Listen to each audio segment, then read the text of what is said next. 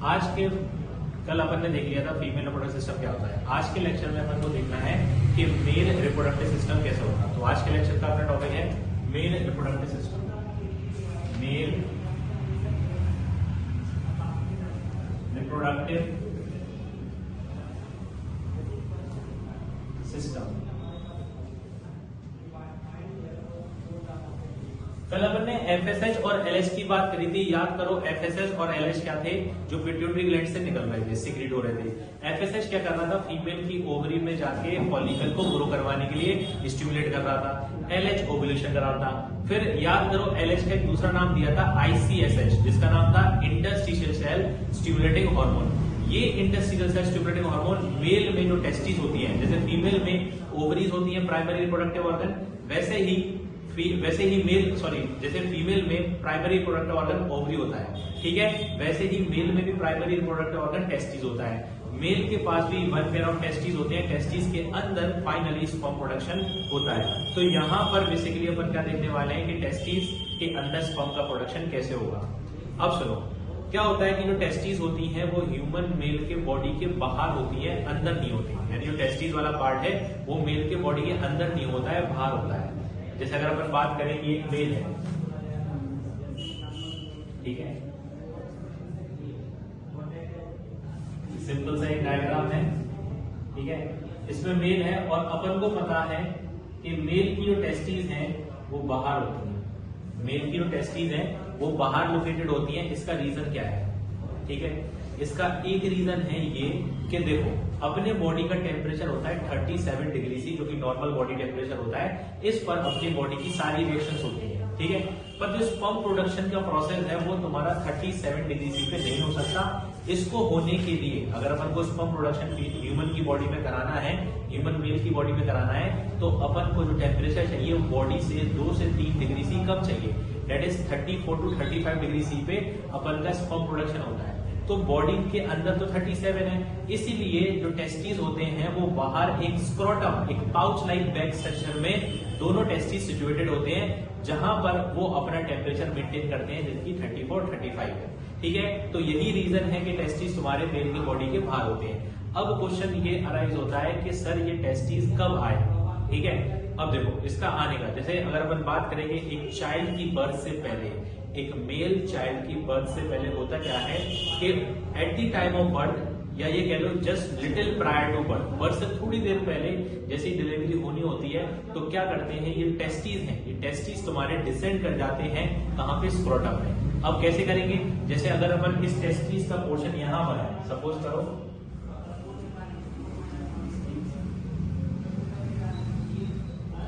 यहां पर टेस्टिस होती है, एक टेस्टिस यहां पे और एक टेस्टिस यहां पे।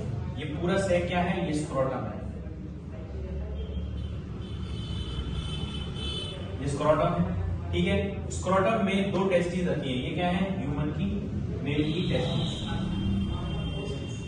अब क्या होता है, ये टेस्टिस यहां पर कब आए, ये आते हैं लिटिल प्रायर टू बर्थ। कैसे, यहां पर 2 कैनाल होती है। सर ये कौन सा रीजन है, ये एब्डोमिनल रीजन है, एब्डोमिनल रीजन या एब्डोमिनल कैविटी कह लो, एब्डोमिनल रीजन या एब्डोमिनल कैविटी। इस कैविटी के यहाँ पर 2 कैनाल होती हैं। इन कैनाल को अपन बोलते हैं इंगुइनल कैनाल। ये जो कैनाल है इनको बोलते हैं इंगुइनल कैनाल। तो सपोज करो बर्थ से पहले टेस्टिस यहाँ पर है, एक यहाँ और एक है। बर्थ जैसे ही होनी होगी लिटिल प्रायर टू बर्थ, ये टेस्टिस क्या कर जाएंगे, डिसेंड कर जाएंगी नीचे, ठीक है, इधर। तो सर स्टार्टिंग में तो ये छोटी छोटी सी है, फिर ये इतनी बड़ी कैसे हुई। जब चाइल्ड होता है, ह्यूमन चाइल्ड समथिंग लाइक इतने साइज का होता होगा, तो टेस्टिस बिल्कुल पी जैसे मटर का दाना होता है, बिल्कुल वैसी होती है। जब ये यहाँ पे डिसेंड करेंगी तब इनका साइज छोटा ही रहता है। और याद करो पिछले लेक्चर, मतलब इसके बाद जो लेक्चर, इसके पिछले वाले लेक्चर में आपने देखा है प्यूबर्टी वाला पार्ट। तो प्यूबर्टी वाले पार्ट में अपन देखते हैं कि प्यूबर्टी जब हिट होती है तो जो टेस्टिस का साइज है वो ग्रो करने लगता है। क्यों, क्योंकि हार्मोन टेस्टोस्टेरोन निकलने लगता है। अपन को पता है कि फीमेल में भी हार्मोन निकलते हैं, एस्ट्रोजन और प्रोजेस्टेरोन, और मेल में जो हार्मोन है वो टेस्टोस्टेरोन है। इन हार्मोन का क्या होता है, ये निकलते बहुत छोटे अमाउंट में, मतलब बहुत कम अमाउंट में, पर इनका बहुत तगड़ा इफेक्ट होता है बॉडी पर, चाहे वो मेल की बॉडी हो चाहे वो फीमेल की बॉडी हो। तो ह्यूमन मेल में जो स्पर्म जो हार्मोन निकलता है वो टेस्टोस्टेरोन है। वो टेस्टोस्टेरोन के इन्फ्लुएंस में ये टेस्टिस का साइज बड़ा होता है। तो ये तो क्वेश्चन हो गया। ये क्वेश्चन आता भी है कि मेल की बॉडी के अंदर टेस्टिस क्यों नहीं होते, बाहर क्यों होते स्क्रोटम में। तो उसका रीजन ये है कि स्पर्म प्रोडक्शन 34 डिग्री सी पे हो सकता है, इसलिए वो स्क्रोटम साइड में यहाँ पे आते हैं। अब इनका दो कंडीशन बनता है। दो कंडीशन क्या है कि विंटर सीजन और एक समर सीजन। अगर अपन विंटर सीजन की बात करें, अपन विंटर की बात करें तो टेस्टिस का साइज क्या होगा, कॉन्ट्रैक्टेड होगा। मतलब जो टेस्टिस है वो कॉन्ट्रैक्ट है। क्यों? अब इसका रीजन सुनो। क्योंकि देखो ठंड है, विंटर है, विंटर में क्या होता है, बाहर का टेम्परेचर कम होता है, तो बॉडी का टेम्परेचर 37 तो मेंटेन ही रहता है, तो अपन को 34 तो मेंटेन कराना ही है ना। तो ये टेस्टिस क्या है, ये ऊपर कॉन्ट्रैक्टेड हो जाती है। स्क्रोटम है, ये जो स्क्रोटम है ये ऊपर कॉन्ट्रैक्ट हो जाता है, जिससे बॉडी से इसको हीट मिलती रहे 34 डिग्री सी, जिससे स्पर्म प्रोडक्शन चलता रहे। और यहीं अगर अपन समर की बात करें, एक समर का केस है। समर में क्या होगा, यही टेस्टिस थोड़ी रिलैक्स पोजीशन में आ जाती है।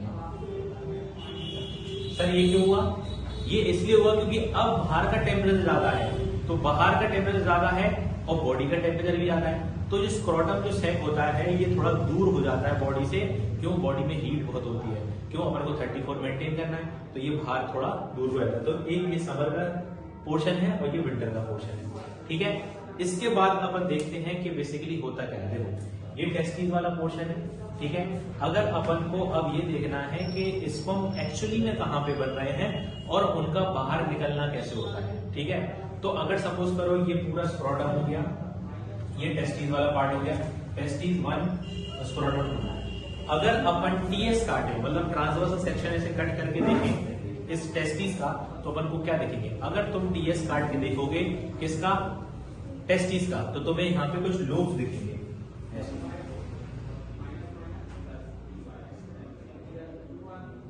ये लोब्स देखेंगे, इन लोब्स को बोलते हैं टेस्टिकुलर लोब्यूल। ये जो लोब्स हैं इनको बोलते हैं टेस्टिकुलर लोब्यूल। ये जो टेस्टिकुलर लोब्यूल है इनका नंबर होता है, ठीक है। एक टेस्टिस में 250 होते हैं, तो अपने पास कितनी टेस्टिस हैं? 2 टेस्टिस हैं, तो इनका टोटल नंबर हो गया 500, ठीक है। अब इस टेस्टिस को, इस लोब्यूल, अब टेस्टिस को कट करके देखा तो उसमें लोब्यूल मिले। लोब्यूल को कट करोगे तो उसमें तुम्हें एक स्ट्रक्चर देखने को मिलेगा जिसका नाम होता है सेमिनिफेरस ट्यूब्यूल। क्या होता है? Seminiferous tubule. इनके अंदर ट्यूब्स होते हैं, सेमिनिफेरस ट्यूब्यूल होते हैं, और इन्हीं सेमिनिफेरस ट्यूब्यूल के अंदर यहां पर इसको क्या बोलेंगे? Seminiferous tubule. Seminiferous tubule. इन सेमिनिफेरस ट्यूब्यूल के अंदर ही तुम्हारा क्या होता है? स्पर्म का फाइनली प्रोडक्शन होता है। अब मान लो स्पर्म प्रोडक्शन अंदर हो रहा है। अब ये अंदर स्पर्म प्रोडक्शन कैसे हुआ? क्योंकि यही वो रीजन है जहां पर इंटरस्टिशियल सेल भी होते हैं, ठीक है। तो इंटरस्टिशियल वहां पे से क्या निकाल लोगे? टेस्टोस्टेरोन निकाल लोगे। टेस्टोस्टेरोन की हेल्प से स्पर्म अंदर बन रहा है, ठीक है, सेमिनिफेरस ट्यूब्यूल। अब मान लो सेमिनिफेरस ट्यूब्यूल में स्पर्म बन गया, अब उसको आना है बाहर, उसको बॉडी से क्या आना है? बाहर आना है। तो सबसे पहले वो यहां से निकलेगा और यहां से डक्ट बनती है एक, जिसको बोलते हैं इफरेंट डक्ट। इसको बोलते हैं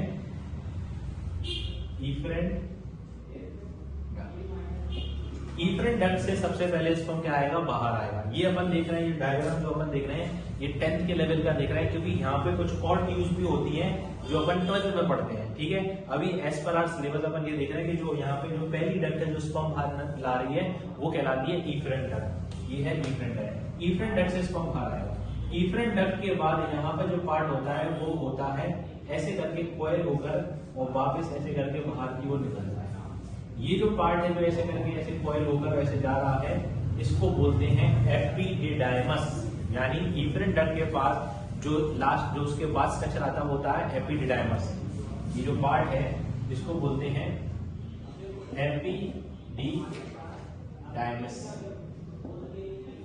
एपिडिडाइमस वो पोर्शन है जहां पे क्या होता है? स्पर्म स्टोर होता है, स्पर्म मैच्योर होता है, ठीक है।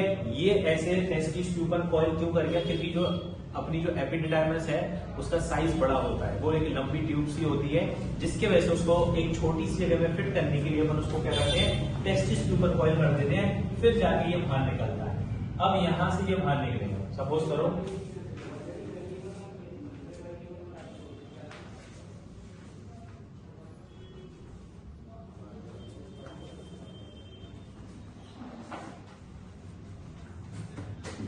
अब यहां से ये बाहर निकलेगा।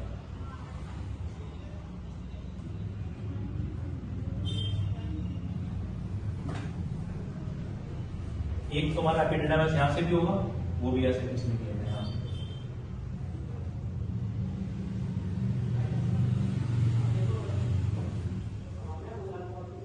अब ये जो पार्ट यहाँ से देखो, यहाँ तक तो एपिडिडाइमस है, एपिडिडाइमस के बाद जो पार्ट ये जो बाहर जा रहा है, ये जो बाहर जा रहा है, ठीक है, ये वाला पार्ट है, इसको बोलते हैं वास डिफरेंस। क्या बोलते हैं इसको? इसको बोलते हैं वास डिफरेंस। वास डिफरेंस वो ट्यूब है जहां से फाइनली स्पर्म टेस्टिस के भी बाहर निकलकर स्क्रोटम वाले एरिया से बाहर निकल के एब्डोमिनल कैविटी में जाता है। अब ये जो एब्डोमिनल कैविटी में जो वास डिफरेंस है, बेसिकली ये क्या होगा, देखो मेल में क्या होता है, मेल में जो मेल का जो एक्सक्रीटरी पार्ट होता है और जो यूरिनेशन वाला पार्ट होता है और जो ये पीनस वाला पार्ट, ये कॉमन पार्ट में होता है। क्यों? क्योंकि स्पर्म भी उसी डायरेक्शन से आता है, उसी जगह से आता है जहां से यूरिनेशन होती है। तो एट दी एंड ये वासा डिफरेंस बन के एक्चुअली में यूरेथ्रा के अंदर ही ओपन होते हैं। यानी आगे चलते हुए तुम जो ट्यूब देख रहे हो, ये यूरेथ्रा है। ये क्या है? यूरेथ्रा। और यूरेथ्रा क्या पार्ट होता है? यूरेथ्रा भी एक ट्यूब होती है जो कि पीनस वाले स्ट्रक्चर के एकदम बीचों बीच होती है, ठीक है। वहां से तुम्हारा जो ट्यूब है वहीं से यूरिनेशन होती है और वहीं से स्पर्म निकलते हैं, पर दोनों अलग अलग समय पर होते हैं। ये नहीं होता कि स्पर्म भी संग में आ रहे हैं और यूरिनेशन भी संग में हो रही है, ऐसा कभी नहीं होगा, ठीक है। ये इनका टाइमिंग अलग अलग होता है। तो अब सुनो, ये जो वास डिफरेंस ऊपर से आ रहा है, तो बेसिकली आता क्या है, क्योंकि सपोज यहां पर रखा है अपना यूरिनरी ब्लैडर, यूरिनरी ब्लैडर रखा है यहाँ पर,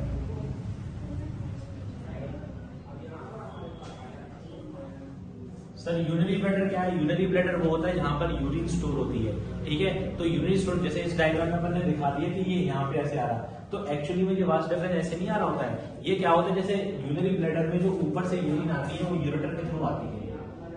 ये जो पार्ट है ना, ये यूरेटर है, यहां से यूरिन आती है और यूरिन ब्लैडर में फिर जाती है। तो ये जो वास डिफरेंस है, इसके पीछे से घूम के जाता है, इसके पीछे से घूम के आता है। मान लो जैसे ये हाथ है, ये यूरेटर है, एक यूरेटर ये हो गया और एक यूरेटर ये हो गया, ठीक है, ये है, और ये पार्ट हो गया यूरिनरी ब्लैडर। तो यूरेटर से यूरिन आ रही, इससे ऐसे यूरिन यहाँ से आ रही और यूरिनरी ब्लैडर में आ रही, तो वास डिफरेंस कहां से आएगा? यहाँ से आएगा, पीछे से घूमकर, एक इधर से आएगी और एक इधर से आएगी, ठीक है। जैसे अपन बैग टांगते हैं ऐसे करके दोनों टांगते हैं ऐसे करके, और फिर एक ट्यूब बन जाती है जिसको अपन बोलते हैं यूरेथ्रा, ठीक है।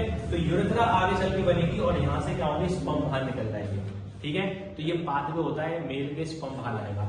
अब सुनो, यहाँ पर सिर्फ स्पर्म अकेले नहीं निकल रहे, यहाँ पर सीमेन भी होता है। सीमेन क्या होता है? सीमेन एक फ्लूइड होता है जिसमें स्पर्म बाहर आते हैं, ठीक है। जैसे अगर अपन को तैरना हो, अपन को स्विम करना हो, तो अपन स्विमिंग पूल में तैर सकते हैं, पानी मिलेगा उसी में तो स्विम कर सकते हैं। स्पर्म को भी स्विम करना होता है, स्विम करके जाना होता है, जिसके लिए वो क्या होते हैं, सीमेन में होते हैं। तो सीमेन कैसे बनेगा? अब जो मेल का रिप्रोडक्टिव पार्ट है, यहाँ पर 3 ग्लैंड होती है, यहाँ पर क्या होती है, 3 ग्लैंड होती है, ठीक है। जैसे मान के चलो,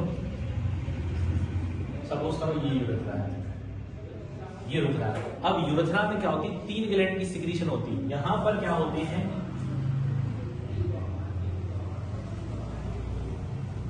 2 ग्लैंड होती है यहाँ पे, ठीक है। और ये 2 ग्लैंड कैसी है, ये यहाँ पे इनको बोलते हैं सेमाइनल वेसिकल।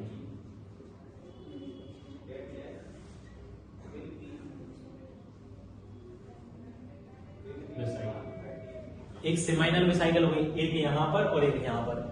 फिर उसके बाद एक क्या होता है, प्रोस्टेट ग्लैंड होता है, जो कि इसको ऐसे ट्यूब को, ऐसे ये यूरेथ्रा है, यूरेथ्रा को ऐसे कवर करके होता है। ये क्या है, प्रोस्टेट ग्लैंड।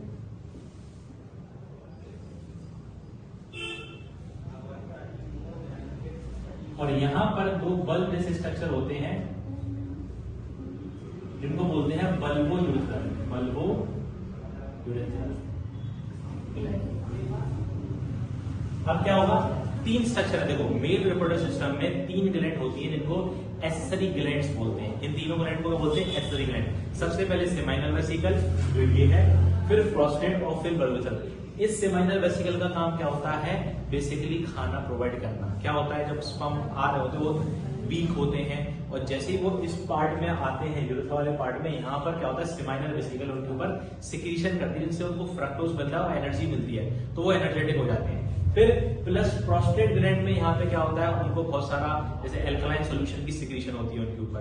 क्यों? क्योंकि सपोज करो जैसे कोई पर्सन है, मेल है, वो यूरिनेशन के लिए गया, तो ये यूरेथ्रा है वो वाला पार्ट इससे वेट हो गया होगा यूरिन से, जो कि थोड़ी एसिडिक नेचर की होती है। तो यहाँ पे जो तुम्हारा प्रोस्टेट ग्लैंड है वो थोड़ा एल्कलाइन सिक्रीशन करता है, जिससे क्या होता है कि जब यहाँ पर सीमेन निकलेगा तो क्या होगा, जो एल्कलाइन नेचर है वो क्या करेगा, एसिड को न्यूट्रलाइज करेगा, जिससे क्या होगा, इरिटेशन नहीं होगी, दिक्कत नहीं होगी वहां पे। ठीक है, उसके बाद एक जो तुम्हारा ये बल्बोरेथ्रल ग्लैंड है, इसको एक नाम और बोलते हैं Cowper gland. Cowper's gland, Cowper's gland, इनका काम क्या होता है, ये क्या होते हैं eight the time of mating और कोइटस, ये क्या करवाते हैं, बेसिकली लुब्रिकेशन प्रोवाइड करवाते हैं। ठीक है, तो लुब्रिकेशन काम किनका होता है, बल्बोरेथ्रल का। तो यहाँ से तीनों ग्लैंड से क्या करेगा, सिक्रीशन सीधी यूरेथ्रा में रहेगी, और यहाँ से फाइनली इस यूरेथ्रा से स्पर्म भी बाहर आएंगे और साथ में सीमेन भी बाहर आएगा। ठीक है, तो इतना पार्ट था ये अपने किसका था, मेल रिप्रोडक्टिव सिस्टम का, जिसमें अपन ने ऑलरेडी सबको देख लिया। एक शॉर्ट सा रिकैप करेंगे, ये टेस्टिस होती हैं, टेस्टिस में टेस्टिकुलर लोब्यूल होता है, सेमिनिफेरस ट्यूब्यूल में स्पर्म बनता है, स्पर्म बाहर आता है किससे, इफरेंट डक्ट से, इफरेंट डक्ट के बाद एपिडिडाइमस, एपिडिडाइमस से बाहर से होते हुए सीधा यहाँ पे यूरेथ्रा से बाहर, और with the help of 3 glands अपन क्या करते हैं, उसमें सीमेन बनवाते हैं, जिसके संग वो बाहर निकल आता है। ठीक है, थैंक यू।